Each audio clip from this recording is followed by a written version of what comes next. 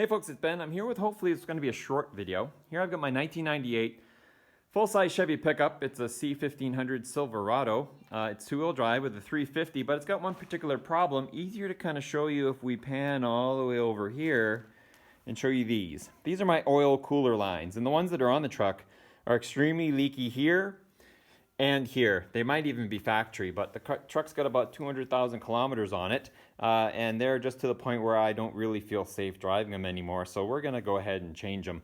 The parts you need, the parts I need anyway, are the two hoses. There's essentially an upper and a lower, in and out, and then we also have these adapters which actually screw on to the oil filter mount, and then the end of that actually clicks into somehow. I haven't figured that part out yet, but let's go ahead and get to it. Let's go take a look at the truck. The place to look for these is actually on the driver's side of the radiator. That's where our oil cooler lives, inside the radiator, of course. As I shine a light down here, hopefully I can hit them. Yeah, there it is. See that really greasy line that my flashlight's hitting but my camera's not focusing on? There we go. That is the oil cooler line. It actually connects in two spots. One right here, that's it right here that you see. And it's just the threaded connection in there. And that looks like where our, maybe that rubber thing goes. And then below it on the radiator too, if I can get my flashlight out of the way, there's another one that's down there. And they both kind of pass. See those? See all the oil on those lines right there? Yeah, that's exactly where they go through. And then they go straight to the engine, to the oil filter. I'll show you underneath. So here we are on the driver's side of the motor. That's where the oil filter is. And you can see these two lines that come out. Those are the two fittings we're going to have to change. And then the lines as they come along. And they're pretty metal all the way down. But as you can see, there's quite a bit of oil everywhere, and that's coming from those lines. And they kind of come down the center there, and yeah, they're just a real mess. Oh, there they are. So they're very gone. So we're going to pull the top one out, and we're going to get our oil pans out because they're going to be dripping oil everywhere, but we'll try to take the top one out first. And look, and that's actually a 20 millimeter, which I don't actually have a wrench for, so I'm going to have to use an adjustable one here. Thankfully, it shouldn't be in too tight. I need to get it on here so I have a little room to turn it. It's a little tight by the washer bottle. There we go. There we go. Broke a little bit, so now it should be pretty easy. And once you break it, you should be able to do it by hand. It's really only holding this hose against the O-ring that's in there. That was fairly easy, but notice the O-ring didn't come out with it. That's still in the cooler part, so we'll have to fish that out because you do get a new one. Like me, there's actually a zip tie way down here. It's hard to see on the camera because it's so dark, to keep the lines together, and I'm just going to go ahead and snip that off. Back under the car, we've cut our zip tie. There's one other bracket, and I've got it highlighted by the flashlight right here. We undid the top line from the radiator already, and the bottom line's still there. But there's a plastic clip that holds the two lines together. Looks like it bolts it to the frame so it doesn't move in relation to the radiator. But I was hoping it's held on by a nut, but it's actually held on by a little clip. I'll show you. If I back up a little bit, you can see how it's obviously been misting because it's everywhere. I also have a power steering pump leak too, so that's why that one up there is wet. But let's get that bracket out. Hopefully through the power of editing I can zoom in on that. There's a little pin there that's holding that bracket on, that's holding our oil lines going through. Hope to get just a pair of pliers in there and squeeze it, push it out. That should release our lines. Next would be after the oil filter. So just pushing on it with my hand, see how it's just more of a button. It's either broken or something, but it's not much to come out. It does wrap around the hoses though, so it's gonna make single removal kind of a pain in the butt. So I might actually have to break them both and take them all out at one time. We're back under the driver's side of the motor. Here are the two cooler lines coming in. Our new ones come with Teflon tape, so that answers that question if we have to put Teflon tape on it. Now in theory, the type of seal that it is, I can just turn these off and take the whole assembly out, which is exactly what I'm going to do. And we're gonna spill oil everywhere, so definitely have an oil catch pan down here to get it all.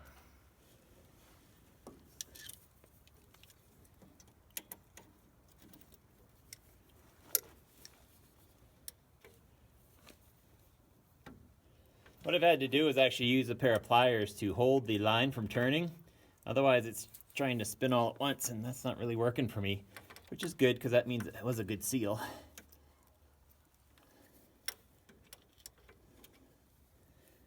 And the bolt is actually a 22 millimeter. Once again, I don't have a good wrench for that. So, and when we put them on, we'll put them on before the line, so it'll be easy. This one's really coming out easy now.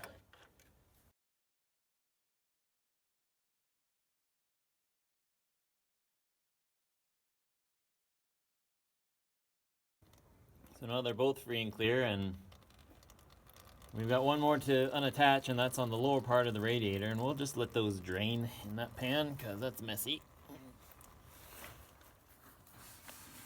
Biggest pain once again is reaching it. This is not the best wrench for this, clearly, but it's not in very tight. It should pop right off. It'd be fun trying to get these back in, I guess, is the issue.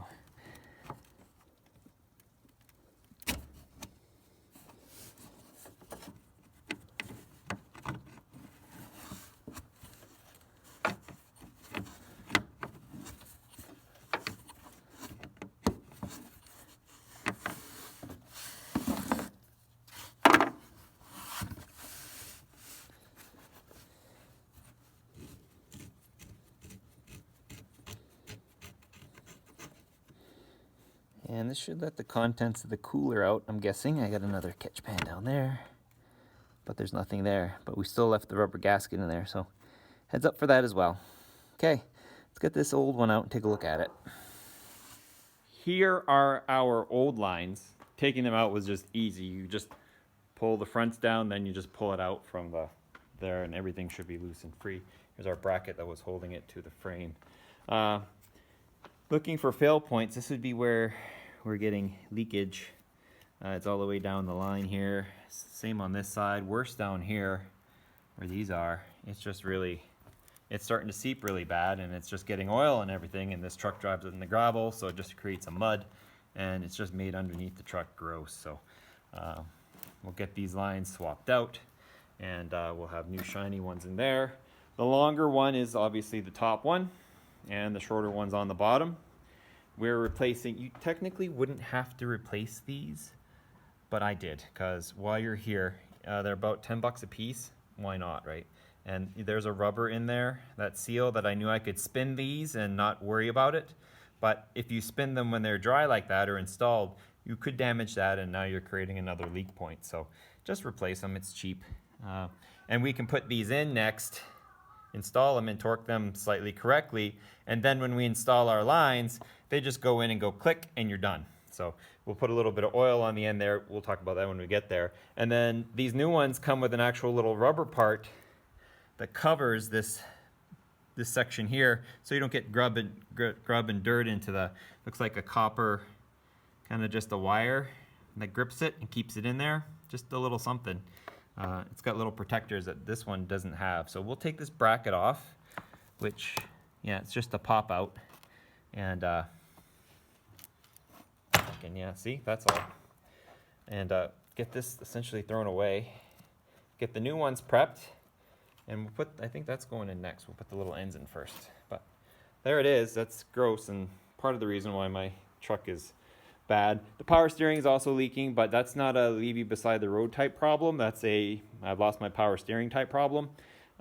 This would leave you beside the road if one of these popped and drained all your oil onto the ground. So let's keep on trucking. Before I get too far ahead of myself, here is our part that goes against the radiator, and it does have this little ring here, which is a seal for that against the radiator. And we need to make sure the other ones are out. Neither of them came out with our old one, so that means we've got to, I won't be able to film this, and I apologize for that. I'm gonna have to use a little cocaine mirror, and we're gonna have to go in, and you just need either a small screwdriver or something, and you got to get in there. And like I said, my cameras are gonna suck for this, so I can't really shoot it and leaking oil anyway. But there is a little rubber O-ring in there you got to dig out, so we can put our new one in and create that seal, and both of them have one. So get that little rubber ring out before we actually kind of just dry this off and clean it up, and she'll be good on this side. The bottom is also just kind of a clean. Anything that gets stuck in there is going in your oil, so you want to make sure you got that cleaned out a little bit better. Okay, here's a warning for you. How about that? So we have our two rings that didn't come out, but they're very hard and flat. but they happen to be green in this case. But notice how they've taken the shape on the shape of the hole. So you want to make sure you get it. Notice it's green. I'm guessing that might be a little corrosion. I'm not entirely sure, but double check to make sure you get them out. If you don't see them on the hose, they are of decent size, right? So you should be able to notice them. I was a little confused because on this one right here, you see there's a little bit of not focusing. There's a little bit of something there. It's like, oh, is that it? But no, that's a little bit of it, but that's not it entirely. So make sure you grab those out. That way our new one has lots of... Is he going to focus on anything now? Probably not. That way you don't leave anything behind. These actually look pretty good. I'm not too worried about them. So just get them started in right, and we should be okay. We'll do the bottom one first, since that seems the only way we can tighten this one. And because they were on pretty tight, we'll go ahead and sink them in pretty tight as well. Again, we're at 22 millimeters. But I have an adjustable wrench because I don't have one with me that big.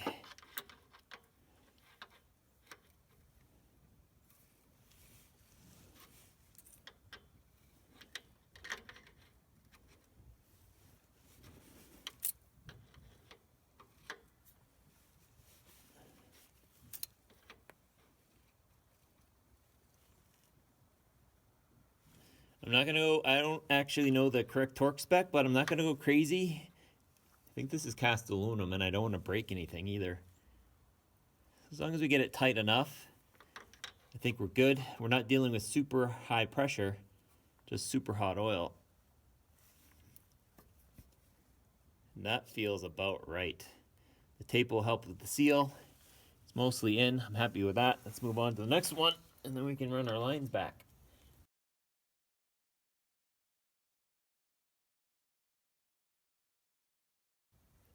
So that one looks like it's good too. So there we go. There's that part. I'm gonna take a break for lunch because it's lunchtime, and then I'm gonna go and we'll put some tape on the ends of the next ones. I'm thinking just to keep dirt from getting in them, and we'll click them in. The adapter's on now. What I've done is I've taken just some painter's tape and tape the ends of our lines. I think these lines are after the oil filter, so any contaminants that gets in these lines will go to your motor, and that's not great, right? So I got them taped up, and I'm gonna put them in the same way they came out, which means I'm just gonna go and probably, I'll see if I can film it or not. I'll set the camera over there maybe. But just put them in and then bring the lines up to the radiator, and we'll go from there. Sorry about that. I had shot a segment that showed me putting the lines in under the car, but then the camera died and I didn't know it yet, and so here we are. So I've since gone and picked up, this is my top line, obviously, and I have my ring installed already, don't forget that. And this is aluminum, and I'm not sure if the other one, the factory one, was aluminum or not. Anyway, it seems like it's pretty, it wants to gouge, it really does. So because the threads are not sealing, they just push. I'm gonna lightly coat at least the beginning of these with a little bit of thread lubricant, just because I want them to start nice and I want them to go in nice, and I don't want them to bite and chew on their way out. Now I don't want to crank this thing too tight either. I don't want to totally wreck that O-ring, but this is gonna help me a lot. I'm gonna put a little bit behind as well, just because that surface there pushes against that aluminum tube, and it's gonna wreck crap. If something goes, just a little lubricant makes everybody happy. Now the way the hoses are bent, they point backwards, right? So we're gonna have to lightly turn it around. So I'm gonna grab it, and it's gonna spin it a little bit. That's okay. And I put it back in the hole. I kind of get the tube in, like so. And hopefully, it's not gonna be, I can't see how square it is just because the upper radiator hose is in the way from this one. So it looks like the fitting's in, but this thing just loves to jam up.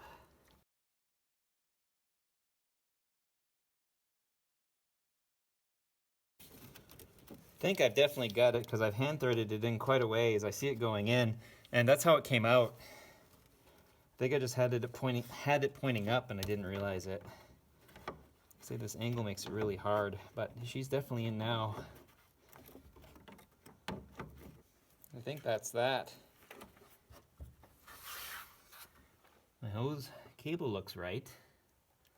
And this is tightened up. And that's all snug.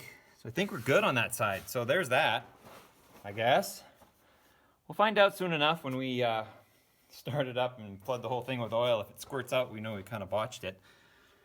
If we do, that's more of a pain in the butt repair than I really care to do. And another common video on YouTube is to just bypass the cooler, which I could probably get away with on this truck too. I don't tow much with it. So, but that one's good. Impossible to film the bottom one, so I'm going to do that one, and then I'll meet you under the motor, and we'll get the other sides going. That should be a click in, and then hopefully I can get to the dump today, because it's starting to get a little late. Well, that sucked. Top one's easy, right? It's that bottom one that's just, because I can only fit one arm down there, and there's pressure on it, so once you do it more than twice, you get it, because I had to actually redo the top one. Yeah, once you figure out by wiggling it back and forth, and you can hand thread it for a couple turns, and then you're good to use a wrench. And it just took a bit, so heads up for that. I really pondered taking out this faux battery tray for diesel or whatever it's in here for, to get some more clearance to get that down one. But I finally get grabbed, and we're good to go. So we got the top one tightened down, and we got the bottom one tightened down, and your hoses are that way. So next we're going to double check that they're running the right way and go to the back again. I said that before, but I said it again. Hopefully the last and final step, mostly. The oil part anyway. Now, here's a tip for you. If you had a marker and you wrote down an M or an L and a T for lower and top, that would make things a lot easier, for sure. Because now I have to wiggle lines to see, like, I know the one in the middle is the one that is on the lower, and that's this guy. So that's the lower guy. So it goes in the lower hole, but you wouldn't have to do that if I just marked it. And we got to get it to come around a little bit too. It's a little bit of an angle. So in my rush to get this done, I made an assumption that wasn't true.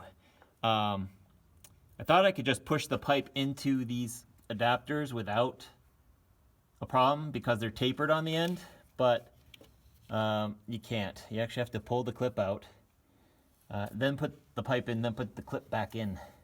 Because I'm trying to get these guys in and they're just not participating, but as soon as you take the clip out, it goes all the way in, which is exactly how it's supposed to go. And then you come in and you take the clip and you put it in. And I didn't know that, so whoops. Because I'm like, these are not going in for crap. It's not hard to take the clip out, just use a little set of needle picks, and they're not hard to put in, like so, but you do have to take them out before the line goes in. It just goes in, then you put the clip on, and it's good to go. And you can take this little rubber thing, cover the whole thing up, hopefully, and now that'll keep that protected and hidden, so the next guy will be like, yeah, I wonder what's going here. Anyway, so I gotta pull this one out now, then I can push my line in, and then the last bit's making sure the front end's secure so we don't hit anything up front there. Then we'll be good to go, and I'll be a happy man. I can go to the dump. I think I still got time. So underneath, I think we're good. My little clip kind of broke on my little bracket there that holds the lines apart. So I ended up zip tying it to the metal bracket itself. So we'll have to revisit that. But that should hold it. There was another zip tie up here that was holding the lines together. But with the new lines, they seem to be fairly happy. They come out and then they turn out and over to the connection here. They're not rubbing anything. They're just lightly brushing against that, but their plastic sheathing's keeping them safe. So I think we're mostly good to go. Not expecting anything crazy, but I will expect the oil pressure to take an extra second to build up. We'll point right on that gauge in the middle there. And survey says, here we go.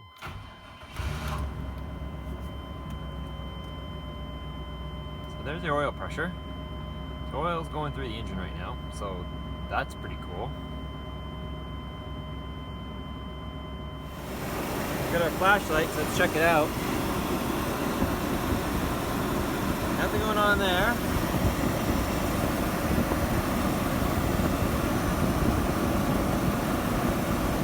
I don't know if you can tell, but there's nothing going on here.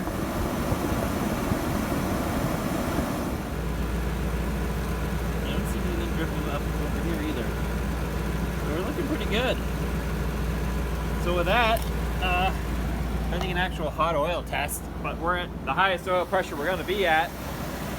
It'll go down as it gets warmer. That's how you change your oil cooler lines on my truck. Awesome.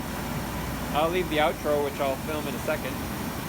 And yeah, see you guys later.